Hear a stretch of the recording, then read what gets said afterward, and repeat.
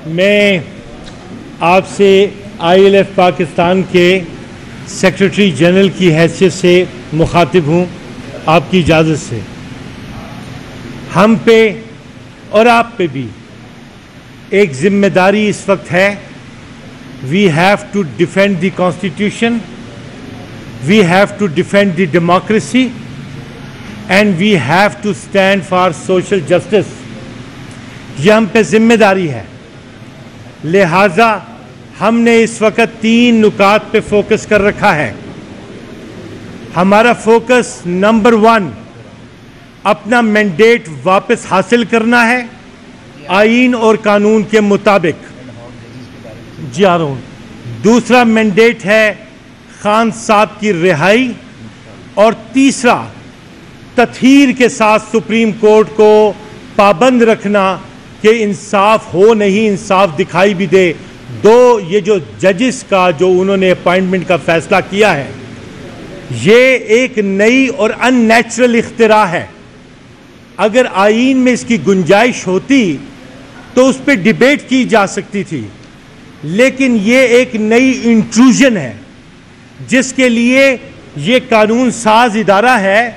आईन में अमेंडमेंट अगर करनी है, नए जजेस की कोई गुंजाइश पैदा करनी है, तो ये लेजिस्लेचर का काम है।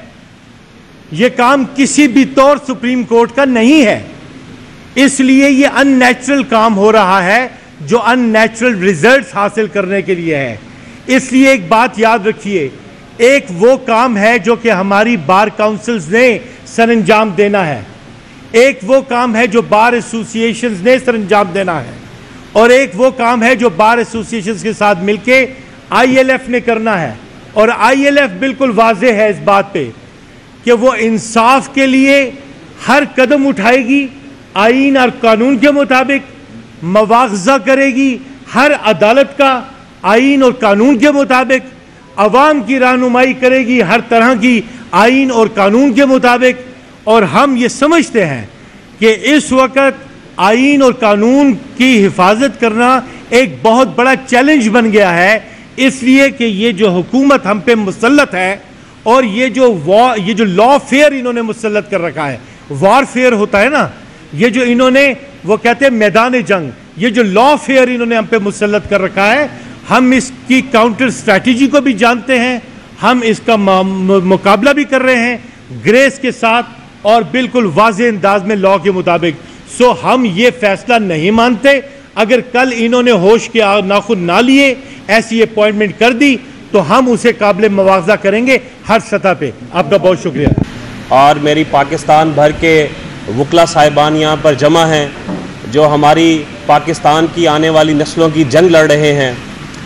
यहाँ पर मैं ये समझता हूँ कि जो बेपनाह मसाइल खड़े हो गए, पर्टिकुलरली इमरान खान साहब की गवर्नमेंट को टॉपल करने के बाद, तब से आज तक मुल्क में एक हैजानी कैफियत है।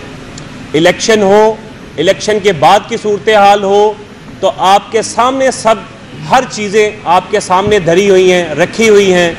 मैं ये समझता हूँ कि इलेक्शन सुप्रीम कोर्ट को उन मसाइल की तरफ देखना चाहिए कि जिनका अंबार लगा हुआ है। क्या सुप्रीम कोर्ट को फॉर्म 47 और फॉर्म 45 का वो इशू नज़र नहीं आता जो बेज़ब्तियाँ इलेक्शन कमीशन ने की? क्या सुप्रीम कोर्ट को वो नज़र नहीं आता? और उस वक़्त जब हमारे ऑनरेबल चीफ जस्टिस साहब ने सिर्फ छुट्टियों के फ़ौरन बाद अभी उनकी रिटायरमेंट है, तो क्या ज़रूरत है कि आने वाले जजेस के लिए, आने वाले जज साहब के लिए इस तरह का मसला क्रिएट किया जाए, जबकि ऑलरेडी उनमें से 2 जज साहिबान इनकार कर चुके।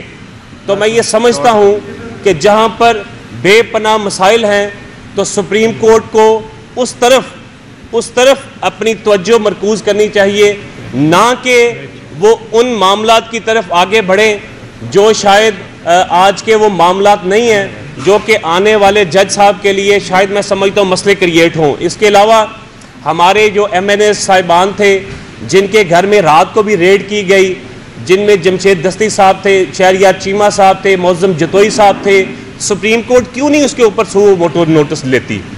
मैं ये मुतालबा करता हूँ आज यहाँ पर मौजूद अपने मीडिया के तवस्सुत से कि ऑनरेबल सुप्रीम कोर्ट को इसके ऊपर ज़रूर सुओ मोटो लेना चाहिए।